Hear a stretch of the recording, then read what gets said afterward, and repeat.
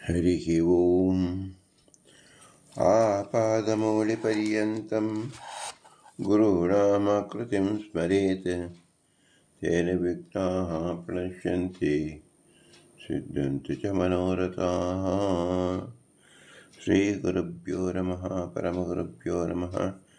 श्रीमदानन्दतीर्थभगवत्पादाचार्यगुरुभ्यो नमः। मन्मनोभीष्टवरदं सर्वाभीष्टफलप्रदं पुरन्दरगुरुं वन्दे दासश्रेष्ठं दयानिधिं विद्याविनयसम्पन्नान् शान्तादिगुणबृंहितान् सत्शास्त्रप्रवचनासक्तान् निलमिलार्यान् गुरून् भजे। पृथ्वीमण्डलमध्यस्थाः पूर्णबोधमतानुगाः वैष्णवाः विष्णुप्रियाः तान् नमस्ते गुरून् मम। हरिः ओम्। ಶ್ರೀಶಾಪಾಹಿ. ಶ್ರೀ ಪುರಂದರದಾಸರು ರಚಿಸಿದ ಅನಂತಕೋಟಿ ಬ್ರಹ್ಮಾಂಡ ನಾಯಕ ಎಂಬ ಗದ್ಯದಲ್ಲಿ 81ನೇ ಗದ್ಯ ಪುರಾಣ ಪುರುಷೋತ್ತಮ ಎಂಬುದಾಗಿದೆ. ಪುರಾಣ ಪುರುಷೋತ್ತಮ ಎಂಬುದರಿಂದ ಸಕಲ ಪೌರುಷೀಯ ಗ್ರಂಥದ ಸಾರ ಪುರುಷೋತ್ತಮ ಎಂಬುದನ್ನು ತಿಳಿಸುತ್ತಿದ್ದಾರೆ ಶ್ರೀ ಪುರಂದರದಾಸರು. ಅದನ್ನು ಏಕವಾಕ್ಯದಿಂದ ತಿಳಿಸಿದ್ದನ್ನು ವಿಶಾಲವಾಗಿ ನಾವು ತಿಳಿಯಬೇಕಾದರೆ 4 ಲಕ್ಷ ಶ್ಲೋಕಗಳಿಂದ ರಚಿಸಲ್ಪಟ್ಟ ಶ್ರೀ ವೇದವ್ಯಾಸರ 18 ಪುರಾಣಗಳನ್ನು ನಾವು ವಿಮರ್ಶಿಸಬೇಕು. ವಿಮರ್ಶಿಸಿ ನೋಡಿದಾಗ ನಮಗೆ ದೊರಕುವ ಫಲ ಏನು ಅಂದರೆ ಪುರಾಣ ಪುರುಷೋತ್ತಮ ಎಂಬುದು. ಆ ವ್ಯವಸಾಯವನ್ನು ಶ್ರೀ ಪುರಂದರದಾಸರು ಮಾಡಿ ನಮಗೆ ತೋರಿಸಿಕೊಟ್ಟಿದ್ದಾರೆ.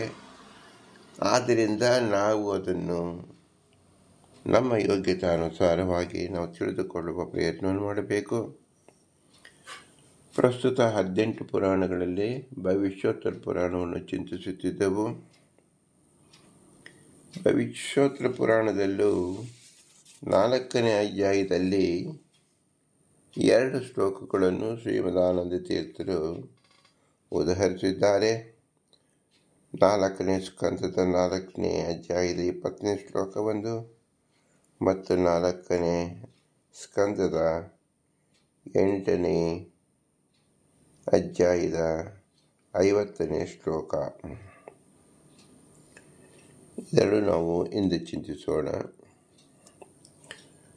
ಚತುರ್ಥ ಸ್ಕಂದದಲ್ಲಿ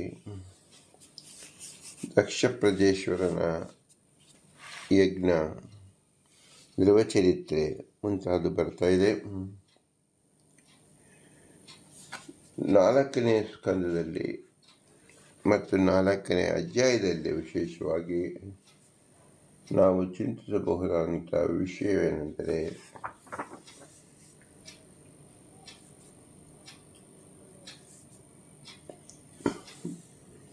ಭಗವಂತನನ್ನ ದಕ್ಷ ಪ್ರಜೇಶ್ವರ ಹೇಗೆ ಆರಾಧನೆ ಮಾಡಿದ, ಧ್ರುವ ಮಹಾರಾಜ ಹೇಗೆ ತಪಸ್ಸನ್ನು ಮಾಡಿದ, ಇದು ವಿಶೇಷವನ್ನು ತಿಳಿಯಬಹುದಾಗಿದೆ. 4ನೇ ಅಧ್ಯಾಯದ 20ನೇ ಭಾಗವತದ ಶ್ಲೋಕ ಕರ್ಮ ಪ್ರವೃತ್ತಂ ಚ ನಿವೃತ್ತಂ ಅಪಿ ಉತ ವೇದೇ ವಿವಿಚ್ಛ ಉಭಯಲಿಂಗಮಾಶ್ರಿತಂ ವಿರೋಧಿ ತದ್ಯುಗಪದೇ ಏಕಕರ್ತರೆ ದ್ವಯಂ ಯಥಾ ಬ್ರಹ್ಮಣಿ ಕರ್ಮ ನಚ್ಛತಿ ಎಂಬುದು ವೇದವ್ಯಾಸರು ರಚಿಸಿದಂಥ ಭಾಗವತದ ಶ್ಲೋಕ. ಇದು ಸಾಧಾರಣವಾಗಿ ನಮಗೆ ಅರ್ಥವಾಗುವುದು ಕರ್ಮದಲ್ಲಿ 2 ರೀತಿಯಾದ ಕರ್ಮವಿದೆ. ಒಂದು ಪ್ರವೃತ್ತ ಕರ್ಮ ಮತ್ತು ನಿವೃತ್ತ ಕರ್ಮ ಎಂದು. ಇದು ವೇದದಲ್ಲೂ ಮತ್ತು ಪೌರುಷಿ ಆಗಮದಲ್ಲೂ ಸಹ ವಿಶೇಷವಾಗಿ ತಿಳಿಸಿರುತ್ತಾರೆ. ಇದೆರಡನ್ನೂ ಸಹ ನಾವು ಸಮನ್ವಯ ಮಾಡಿಕೊಂಡು ನಾವು ಪುರಾಣದಲ್ಲಿ ವೇದದಲ್ಲಿ ಅರ್ಥ ಮಾಡಿಕೊಳ್ಳಬೇಕು. ದ್ವಯಂ ಯಥಾ ಅಬ್ರಹ್ಮಣಿ ಕರ್ಮ ಗಚ್ಚತಿ. ಭಗವಂತನನ್ನು ಆರಾಧನೆ ಮಾಡೋಕ್ಕೋಸ್ಕರವಾಗಿ ಈ ಪ್ರವೃತ್ತಿ ಕರ್ಮವನ್ನು ಬಿಟ್ಟು ನಿವೃತ್ತಿ ಕರ್ಮದಲ್ಲಿ ನಾವು ತೊಡಗಿಸಿಕೊಳ್ಳಬೇಕು ಎಂಬುದೇ ಮಹಾತಾತ್ಪರ್ಯ. ಇದನ್ನು ಶ್ರೀಮದಾನಂದ ತೀರ್ಥರು ತಾತ್ಪರ್ಯ ಬರೆಯುವಾಗ ಅಬ್ರಹ್ಮಣಿ ಅಂದರೆ ಬ್ರಹ್ಮಜ್ಞಾನಾನಿ ಅಂತ ಹೆಸರು, ಸಮ್ಯಜ್ಞಾನಾನಿ ಅಂತ ಹೆಸರು. ಬ್ರಹ್ಮಜ್ಞಾನಾನಿ ಅಂದರೆ ಏನು? ಯಥಾರ್ಥ ಜ್ಞಾನ ಅಂತ ಅರ್ಥ. ಅದನ್ನು ಸಮ್ಯಜ್ಞಾನ ಅಂತ ತಿಳಿಸಿದ್ದಾರೆ. ಆ ಅರ್ಥ ಹೇಗೆ ಬಂತು ಎಂಬುದನ್ನು ಭವಿಷ್ಯತ್ ಪುರಾಣ ವಾಕ್ಯದಿಂದ ಉದಾಹರಿಸಿದ್ದಾರೆ. ಅಬ್ರಹ್ಮಸ್ಥಿತದೀಹಿ ಜೀವನ್ಮುಕ್ತಶ್ಚೇತವಿಧೀಯತೆ ಯಸ್ತ ಅಸ್ಯ ನ ನಿವೃತ್ತಂ ಚ ಪ್ರವೃತ್ತಂ ಕರ್ಮ ಚಾಯಿಷ್ಯತೆ ಯತ್ತು ದೇವಾ ಪ್ರಕುರ್ವಂತಿ ಸಾ ಮಹಾನೇಮ ಸ್ಮೃತಃ ಸ್ವರ್ಗಾದ್ಯತ್ಯಂ ಪ್ರವೃತ್ತಂ ಸನ್ನಿವೃತ್ತಂ ಮುಕ್ತಯೇತು ಯತ್ ಸ ಮಹಾನಿಯಮೋ ನಾಮ ಕರ್ಮಯತ್ವಾಧಿಕಾರಿಕಂ ಮಹತೋ ನಿಯಮಾದ್ವಿಷ್ಣೋಃ ಪ್ರೀತ್ಯಾ ಮುಕ್ತೌ ಸುಖೋನ್ನತಿ ಕೇಚಿನ್ನಿವೃತ್ತಮಿಚ್ಛಾಹುಃ ಮಹಾನಿಯಮ ಅಪ್ಯತಾ. ಇದರ ಅರ್ಥ ಏನು? ನಾವು ಶ್ರೀಮದಾನಂದ ತೀರ್ಥರು ಭವಿಷ್ಯತ್ ಪುರಾಣದಿಂದ ಶ್ರೀ ವೇದವ್ಯಾಸರು ನಮಗೆ ಅರಿಸಿದ್ದಾರೆಂದರೆ, ಭಗವಂತನನ್ನು ಆರಾಧನೆ ಮಾಡಬೇಕಾದರೆ ನಾವು ಭಗವನ್ನಿಷ್ಠ ಧರ್ಮವನ್ನೇ ಕರ್ಮವನ್ನೇ ಆಚರಿಸಬೇಕು.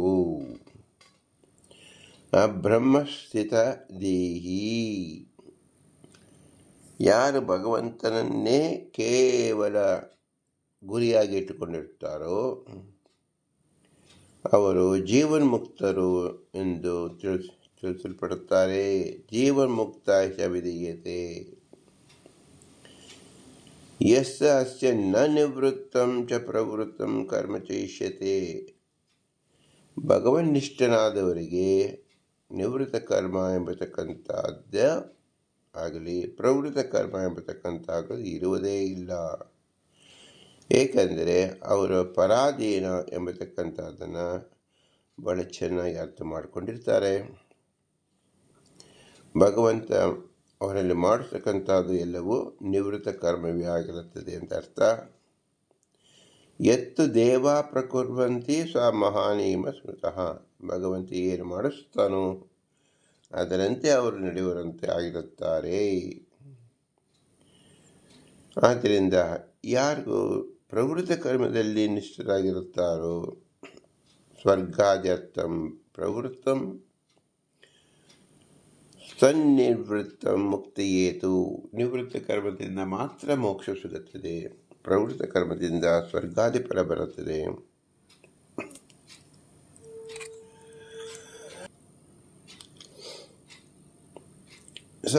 ಇದು ಮಹಾನಿಯಮವಾಗಿದೆ.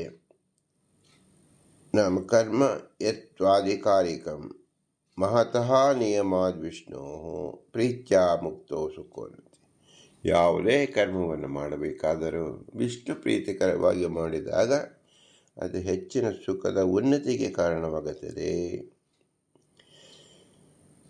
ವಿಷ್ಣುನಿಷ್ಠನಾಗಿರ್ತಕ್ಕಂಥ ಸಕಲ ಕರ್ಮವು ನಿವೃತ್ತ ಕರ್ಮ ಅಂತ ಎನಿಸಿಕೊಳ್ಳುತ್ತದೆ. ಕೇಚಿನ್ ನಿವೃತ್ತ ಮೆಚ್ಚಾಹು ಮಹಾನಿಯಮ ಅಪ್ಯುತ.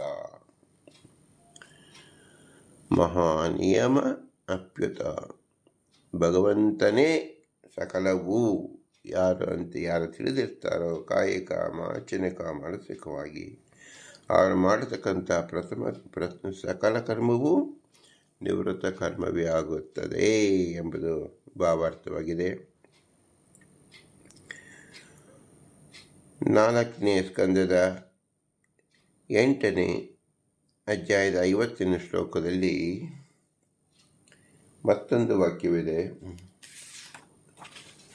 ಭಗವಂತನ ಆರಾಧನೆ ಮಾಡುವಾಗ ಅನೇಕ ಜೀವನಗಳ ವಿವೇಕ್ಷ ಹೇಗಿರಬೇಕು ಎಂಬುದನ್ನು ತಿಳಿಸತಕ್ಕಂಥ ಶಬ್ದ ನಾವಿಲ್ಲಿ ನೋಡಬಹುದಾಗಿದೆ. ಅಂತರ್ಯಾಮಿ ಸ್ವರೂಪೇಣ ಎಂಬುದಾಗಿ ಈ ಬ್ರಹ್ಮ ಭವಿಷ್ಯತ್ ಪುರಾಣದಿಂದ ನಾವು ತಿಳಿತಾ ಇದ್ದೇವೆ.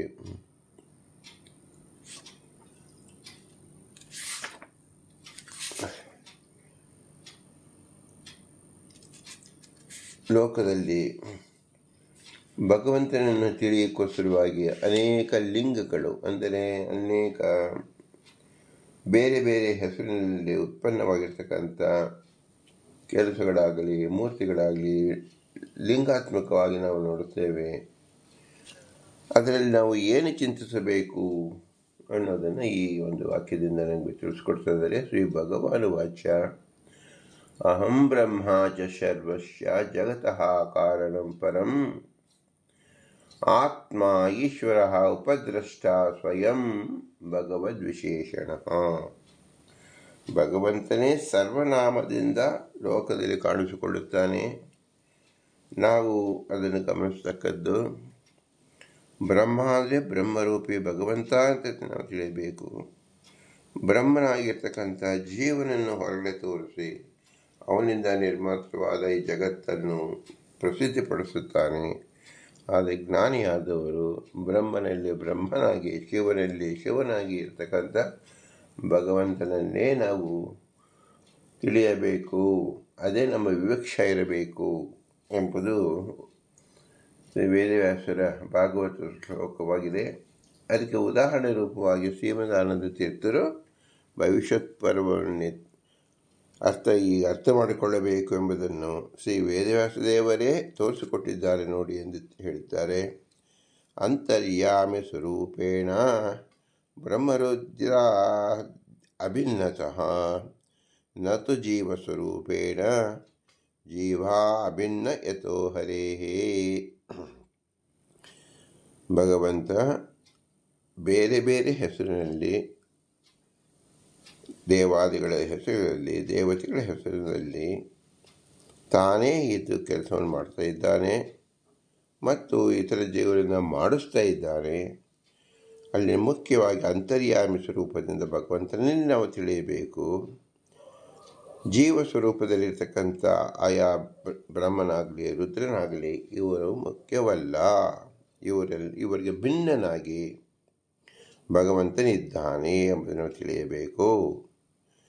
ವಿಶೇಷ ಅಭೇದವಚನಂ ಸನ್ನಿಧಾನ ವಿಶೇಷತಃ. ಹಾಗಾದರೆ ಯಾಕೆ ಬ್ರಹ್ಮ ಅಂತ ಯಾಕೆ ಅಭೇದ ವಚನವನ್ನು ಹೇಳಿದಾರಂದರೆ, ಸನ್ನಿಧಾನ, ವಿಶೇಷವಾದ ಸನ್ನಿಧಾನ ಭಗವಂತ ಇಟ್ಟಿರುವುದರಿಂದ ಇವನು ನನ್ನವ, ನಾನೇ ಇವನು ಅಂತ ಹೇಳಿದಾಗ ನನ್ನ ವಿಶೇಷ ಸನ್ನಿಧಾನ ಅಲ್ಲಿದೆ ಅಂತ ಹೇಳಿ ಭಗವಂತನ ವಾಕ್ಯದ ಅರ್ಥವೇ ಹೊರತು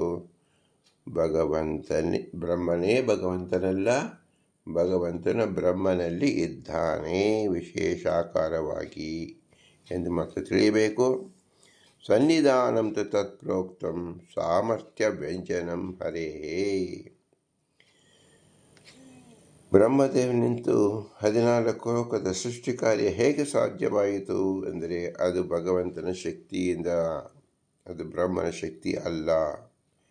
ಎಲ್ಲಿ ಯಾವುದೇ ಸಾಮರ್ಥ್ಯ ನಮಗೆ ತೋರಿಸಿಕೊಳ್ಳುತ್ತಾನೋ ಅದು ಭಗವಂತನ ಶಕ್ತಿ ಎಂದು ತಿಳಿಯಬೇಕು ಹೊರತು ಆಯಾ ಜೀವರ ಶಕ್ತಿ ಅಂತ ನಾವು ತಿಳಿಯಬಾರದು ಎಂಬುದೇ ಇಲ್ಲಿ ಮುಖ್ಯ ತಾತ್ಪರ್ಯವಾಗಿದೆ. ಯಾರು ಇದನ್ನು ಅರಿತುಕೊಳ್ಳುತ್ತಾರೋ ಅದು ನಿವೃತ್ತ ಕರ್ಮ ಅಂತ ಅನಿಸಿಕೊಳ್ಳುತ್ತದೆ. ನಿವೃತ್ತ ಕರ್ಮದಿಂದ ಭಗವಂತ ಒಲಿಯುತ್ತಾನೆ. ಇದು ಭವಿಷ್ಯತ್ ಪುರಾಣದ 4th ಅಧ್ಯಾಯದ ಭಾಗವತಕ್ಕೆ ನಮಗೆ ಸಂಕ್ಷಿಪ್ತವಾದ ಶ್ರುತಿರೂಪವಾದ ರಹಸ್ಯ ವಿದ್ಯವನ್ನು ತಿಳಿಸಿದಂತೆ ಆಯಿತು. ಏಕೆ ಭಗವಂತ ನಮಗೆ ರಹಸ್ಯವಾಗಿ ಜೀವರೊಳಗೆ ಇದ್ದು ತಾನು ಇದ್ದರೂ ಸಹ ಇಲ್ಲದಂತೆ ತೋರಿಸಿಕೊಳ್ಳುತ್ತಾನೆ, ಇದರ ಅರ್ಥವೇನು ಅಂತ ನಾವು ಚಿಂತಿಸಿದಾಗ ಭಗವಂತ ಸಾತ್ವಿಕ ಜೀವರಿಗೆ ಮಾತ್ರ ಯೋಗ್ಯ ಬುದ್ಧಿಯನ್ನು ಕೊಟ್ಟು ಮೋಕ್ಷವನ್ನು ಕೊಡತಕ್ಕಂಥವನಾಗಿದ್ದಾನೆ.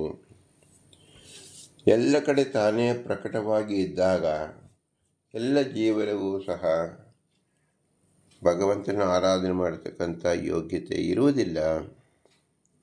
ಆದ್ದರಿಂದ ಅವ್ಯಕ್ತ ಸ್ವಭಾವನಾಗಿ ಭಗವಂತ ಎಲ್ಲರಲ್ಲೂ ಇರುತ್ತಾರೆ ಎಂಬತಕ್ಕಂಥ ಜ್ಞಾನ ಯಾರಿಗೆ ಬರಬೇಕು? ಸಾತ್ವಿಕರಿಗೆ ಮಾತ್ರ ಬರಬೇಕು. ರಾಜಸ ತಾಮಸರಿಗೆ ಬರುವುದಿಲ್ಲ.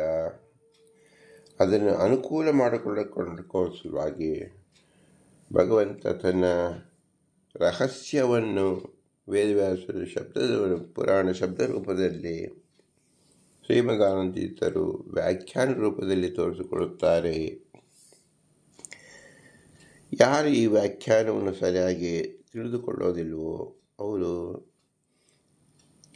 ತಮ್ಮ ಶಕ್ತಿಯಾಗಿದೆ, ತಾವೇ ಮಾಡುತ್ತಿದ್ದೇವೆಂಬ ಭ್ರಮೆಯಿಂದ ಕೂಡಿ ಅನರ್ಥವನ್ನು ಹೊಂದುತ್ತಾರೆ. ಅದು ಅವರ ಸ್ವರೂಪ ಯೋಗ್ಯತೆಯೇ ಆಗಿರುತ್ತದೆ. ಸ್ವರೂಪದಲ್ಲೂ ಸಹ ಕದಾಚಿತ್ ನಾವು ನಮ್ಮ ಸ್ವಾತಂತ್ರ್ಯತೆಯನ್ನು ಚೆನ್ನಾಗಿ ತಿಳಿದು ಉಪಾಸನೆ ಮಾಡುವುದೇ ಆಗಿರುತ್ತದೆ. ಆದ್ದರಿಂದ ಸ್ವಾತಂತ್ರ್ಯ ಭ್ರಮವನ್ನು ಎಲ್ಲಾದರೂ ನಾವು ಹೊತ್ತುಕೊಂಡಾಗ ಅದು ದುಃಖಕ್ಕೆ ಕಾರಣವಾಗುತ್ತದೆ. ಇದನ್ನು ಸ್ಪಷ್ಟಪಡಿಸಲು ಸಲುವಾಗಿ ತೆರೆಯ ಹಿಂದೆ ಭಗವಂತನಿದ್ದು ತೆರೆಯ ಮುಂದೆ ಮೇಲೆ ಪಾತ್ರಧಾರರನ್ನು ತೋರಿಸುತ್ತಾನೆ. ಇದು ಭಗವಂತನ ವಿಚಿತ್ರ ಲೀಲಾ. ತಂದೆ ತಾಯಿಗಳು ಮಕ್ಕಳಿಗೆ ತಂದೆ ತಾಯಿಗಳ ವೇಷದಲ್ಲೂ ಇರ್ತಾರೆ, ಶಿಕ್ಷಕರ ರೂಪದಲ್ಲೂ ಇರ್ತಾರೆ. ಶಿಕ್ಷಕ ರೂಪದಲ್ಲಿದ್ದಾಗ ಅತಿ ಘೋರವಾಗಿ ಶಿಕ್ಷಣವನ್ನು ಕೊಡೋಕ್ಕೋಸ್ಕರವಾಗಿ ಶಿಕ್ಷೆಯನ್ನು ಕೊಡುತ್ತಾರೆ. ಯಾತಕ್ಕೆ ಶಿಕ್ಷೆಯನ್ನು ಕೊಡುತ್ತಾರೆ ಅಂದರೆ ತಮ್ಮ ಮಕ್ಕಳು ಚೆನ್ನಾಗಿ ಓದಲಿ ಎಂದು. ಆಗ ಆ ಶಿಶು ಏನು ಮಾಡಬೇಕು? ಅವರಲ್ಲಿರ್ತಕ್ಕಂಥ ಮಾತೃಪ್ರೇಮ ಅಥವಾ ಪಿತೃಪ್ರೇಮದ ಅತಿಶಯವಾಗಿ ತಿಳಿದುಕೊಂಡು ತನ್ನ ಹಿತಕ್ಕೋಸ್ಕರವಾಗಿ ತನಗೆ ಶಿಕ್ಷೆ ಕೊಡುತ್ತಿದ್ದಾರೆ ಎಂದು ಹೇಳಿ ನಾವು ಅವರಲ್ಲಿ ಕೋಪತಾಪಗಳನ್ನು ಮಾಡಿಕೊಳ್ಳದೆ ನಮ್ಮ ಯಾವ ಉನ್ನತಿಯನ್ನು ಬಯಸಿನೇ ನಮ್ಮ ತಂದೆ ತಾಯಿ ಕೆಲಸವನ್ನು ಮಾಡ್ತಾರೆ ಎಂಬುದು ಲೋಕದಲ್ಲಿ ಹೇಗೆ ಸಿದ್ಧವಾಗಿದೆಯೋ ಹಾಗೆ ಭಗವಂತ ಅನೇಕ ದೇವತೆಗಳನ್ನು ಮುಂದಿಟ್ಟುಕೊಂಡು ಅವರ ಮೂಲಕ ಪ್ರೇರಣೆ ಮಾಡಿ ನಮಗೆ ಕೆಲಸವನ್ನು, ನಮ್ಮ ಕಾರ್ಯವನ್ನು ಲೋಕದಲ್ಲಿ ನಾವು ಕಾಣ್ತಾ ಇದ್ದೇವೆ. ಇದೆಲ್ಲವೂ ಭಗವಂತನ ಕಾರ್ಯವೇ ಆಗಿದೆ, ಭಗವಂತನ ಅನುಗ್ರಹ ರೂಪವಾಗಿದೆ. ಯಾರು ಇದನ್ನು ತಿಳಿದುಕೊಳ್ಳುತ್ತಾರೋ ಅದು ನಿವೃತ್ತ ಕರ್ಮ ಅಂತ ಎನಿಸಿಕೊಳ್ಳುತ್ತದೆ. ನಿವೃತ್ತ ಕರ್ಮದಿಂದ ಮಾತ್ರ ಮೋಕ್ಷ ಸಿಗುತ್ತೆ ಹೊರತು ಪ್ರವೃತ್ತ ಕರ್ಮ ಅಂದರೆ ನನ್ನ ಪ್ರವೃತ್ತಿಯಿಂದಲೇ ಆಯಿತು ಎಂಬ ಭ್ರಮೆ ಜೀವನಿಗೆ 1% ಒಂದು ಚೂರೂ ಇರುವುದು. ಅಭಿಮಾನ ಶೂನ್ಯರಾಗಿ ಕೇವಲ ಭಗವದ್ದತ್ತಕವಾದ ಶಕ್ತಿಯನ್ನು ಭಗವಂತನ ಮಹಿಮೆಯೆಂದು ತಿಳಿದುಕೊಳ್ಳುವುದೇ ಸಕಲ ಪುರಾಣದ ಸಾರರೂಪವಾಗಿದೆ. ಇದನ್ನು ಶ್ರೀ ಪುರಂದರದಾಸರು ಪುರಾಣ ಪುರುಷೋತ್ತಮ ಎಂದು ತೋರಿಸಿಕೊಟ್ಟಿದ್ದಾರೆ. ಭಗವಂತ ನಮ್ಮಲ್ಲಿ ಬಿಂಬರೂಪನಾಗಿದ್ದು ಸಕಲ ಚೇಷ್ಟವನ್ನು ಮಾಡುತ್ತಿದ್ದಾನೆ. ಬಿಂಬೈವ ಕ್ರಿಯಾವಾನ್ ನತು ಪ್ರತಿಬಿಂಬ ಎಂಬತಕ್ಕಂಥ ಶಾಸ್ತ್ರದಲ್ಲಿ ಹೇಳಲ್ಪಟ್ಟಿದೆ. ನಾವು ಉಸಿರಾಟವಾಗಲಿ ಕೈ ಕಾಲು ಅಲ್ಲಾಡಿಸುವುದಾಗಲಿ ಎಲ್ಲವೂ ಬಿಂಬನ ಅಧೀನವಾಗಿಯೇ ಇದೆ. ಇದನ್ನು ನಾವು ಚಿರಕಾಲವೂ ನಮ್ಮ ಸ್ಮರಣೆಯಲ್ಲಿರಲೇಬೇಕು. ಇದನ್ನು ಬಿಟ್ಟು ನಾವು ಹೇಳುತ್ತಿದ್ದೇವೆ, ನಾವು ಕೇಳುತ್ತಿದ್ದೇವೆ, ನಾವು ನಮ್ಮ ಅಂಗವನ್ನು ನಮಗೆ ಬೇಕಾದಂತೆ ಚಲನ ಮಾಡುತ್ತಿದ್ದೇವೆ ಎಂಬತಕ್ಕಂಥ ಭ್ರಮೆ ಹೋಗಲಾಡಿಸಿಕೊಳ್ಳಬೇಕು. ಎಂದು ನಮಗೆ ಇದು ಸಂಪೂರ್ಣವಾಗಿ ಈ ಭ್ರಮೆಯಿಂದ ಹೊರಗೆ ಬರುತ್ತೇವೆಯೋ ಅದು ಭಗವಂತನ ಸಾಕ್ಷಾತ್ಕಾರಕ್ಕೆ ಕಾರಣವಾಗುತ್ತದೆ. ಇದರ ರಹಸ್ಯ ಪ್ರಮೇಯವೇ ಪುರಾಣ ಪುರುಷೋತ್ತಮ ಎಂಬುದು. ಆದ್ದರಿಂದ ಈ 4ನೇ ಸ್ಕಂದದಲ್ಲಿ ಅಂತರ್ಯಾಮಿ ವೀಕ್ಷದಿಂದ ನಿವೃತ್ತ ಕರ್ಮವನ್ನು ಮಾಡಿರಿ ಎಂಬತಕ್ಕಂಥ ಮಹಾಬೋಧನೆಯದಾಗಿದೆ. ಇದರಿಂದ ಪುರಾಣ ಪುರುಷೋತ್ತಮ ಎಂಬತಕ್ಕಂಥದ್ದು ಅರ್ಥ ನಮಗೆ ವಿಸ್ತಾರವಾಗಿ ತಿಳಿದಂತಾಗುತ್ತದೆ. ಇಂತಹ ರಹಸ್ಯ ಪ್ರಮೇಯವನ್ನು ಶ್ರೀಮದಾನಂದ ತೀರ್ಥರು ಭಾಗವತದಲ್ಲಿ ತಾತ್ಪರ್ಯ ರೂಪವಾಗಿ ಭವಿಷ್ಯತ್ ಪುರಾಣವನ್ನು ಆರಿಸಿಕೊಂಡು ನಮಗೆ ಉಪದೇಶ ಮಾಡಿದ್ದಾರೆ. ಅವರ ಹೆಸರು ಪುರಂದರದಾಸರಲ್ಲೂ ನಿಂತು ಪುರಾಣ ಪುರುಷೋತ್ತಮ ಎಂಬ ಗದ್ಯವನ್ನು ತಿಳಿಸಿಕೊಟ್ಟಿದ್ದಾರೆ. ಇಂತಹ ವಿಶೇಷ ಅರ್ಥವನ್ನು ಅನುಗ್ರಹಿಸುವ ಶ್ರೀ ಪುರಂದರದಾಸರಿಗೆ, ಅವರ ಅಂತರ್ಯಾಮಿಯ ಪುರಂದರ ವಿಠಲನಿಗೆ ನಮಸ್ಕರಿಸುತ್ತಾ, ಇಂತಹ ವಿಶೇಷ ಅರ್ಥ ಸಾಧ್ಯವಾಗುವುದು ಹೇಗೆಂದರೆ ನಮಗೆ ಈ ಪಾರ್ಥಿವ ಶರೀರವನ್ನು ಕೊಟ್ಟಂಥ ನಮ್ಮ ತಂದೆ ತಾಯಿಗಳ ಅನುಗ್ರಹ ರೂಪದಿಂದ, ಗುರು ಹಿರಿಯರ ಅನುಗ್ರಹ ರೂಪದಿಂದ ಮತ್ತು ನಮ್ಮಲ್ಲಿ ಇರುವ ತತ್ವಾಭಿಮಾನಿ ದೇವತೆಗಳ ಪ್ರಸಾದ ರೂಪದಿಂದ. ಇವರೆಲ್ಲರಲ್ಲೂ ನಿಂತಿರತಕ್ಕಂಥ ಭಾರತೀಪತಿ ಶ್ರೀ ಮುಖ್ಯ ಪ್ರಾಣ ವಾಯುದೇವರೇ ನಮಗೆ ಶಕ್ತಿಯನ್ನು ಕೊಟ್ಟು, ಜ್ಞಾನವನ್ನು ಕೊಟ್ಟು ಸಮ್ಯಕ್ ಅರ್ಥವನ್ನು ತಿಳಿಸುತ್ತಿದ್ದಾರೆ. ಆದ್ದರಿಂದ ವಾಯುದೇವರ ಅಧಿಷ್ಠಾನದಲ್ಲೇ ಭಗವಂತನ ಅಭಿಪ್ರೇತವಾದ ಸಿದ್ಧಾಂತ ರೂಪವಾದ ನಿವೃತ್ತ ಕರ್ಮದ ಚಿಂತನೆಯನ್ನು ಭಗವಂತ ಮಾಡಿಸಿದ್ದಾನೆ. ಇವರೆಲ್ಲರಲ್ಲೂ ಅಸ್ವತಂತ್ರನಾಗಿದ್ದರಿಂದ ಸ್ವತಂತ್ರನಾದ ಭಗವಂತನೇ ಎಲ್ಲರಲ್ಲೂ ನಿಂತು ಮಾಡಿಸುತ್ತಿದ್ದಾನೆ ಎಂಬುದೇ ನಮ್ಮ ನಿತ್ಯ ಕರ್ಮ ಅನುಸಂಧಾನದಲ್ಲಿರಬೇಕು. ಪ್ರತಿ ಉಸಿರಿನಲ್ಲಿರಬೇಕು. ಪ್ರತಿ ಕಣದಲ್ಲಿ ನಾವು ಜಾಗೃತರಾಗಿ ಭಗವಂತನ ಆರಾಧನೆ ಮಾಡಬೇಕು. ಇದೇ ಪುರಾಣ ಪುರುಷೋತ್ತಮ ಎಂಬುದರ ಮಹಾತಾತ್ಪರ್ಯ ಅನಿಸುತ್ತದೆ. ಅದೇ ಎಲ್ಲ ಪುರಾಣದ ಒಟ್ಟು ಅಭಿಪ್ರಾಯವು ಅಂತ ಎನಿಸಿಕೊಳ್ಳುತ್ತದೆ. ಅದನ್ನು ನಾವು ಭವಿಷ್ಯತ್ ಪುರಾಣದಿಂದ ತಿಳಿದೆವು.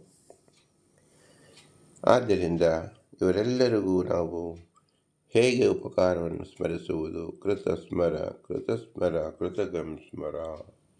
ಅವರ ಉಪಕಾರವನ್ನು ಸ್ಮರಿಸುತ್ತಾ ಅವರಲ್ಲಿರ್ತಕ್ಕಂಥ ಭಗವಂತ ಮತ್ತು ಭಗವಂತನಿಗೆ ನಾವು ಭೂಯಿಷ್ಠಾಂತೆ ನಮ್ಮ ಉಕ್ತಿಂ ವಿಧೇಮ, ಭೂಯಿಷ್ಠಾಂತೆ ನಮ್ಮ ಉಕ್ತಿಂ ವಿಧೇಮ, ಭೂಯಿಷ್ಠಾಂತೆ ನಮ್ಮ ಉಕ್ತಿಂ ವಿಧೇಮ ಎಂದು ಹೇಳಿ ವಿನಮ್ರವಾಗಿ ರಮಿಸೋಣ. ಭಾರತೀಯರ ಮುಖ್ಯ ಪ್ರಾಣ ಅಂತ ಶ್ರೀಕೃಷ್ಣಾರ್ಪಣಮಸ್ತು. ಹರಿ ಓಂ, ಹರಿ ಓಂ, ಹರಿ ಓಂ.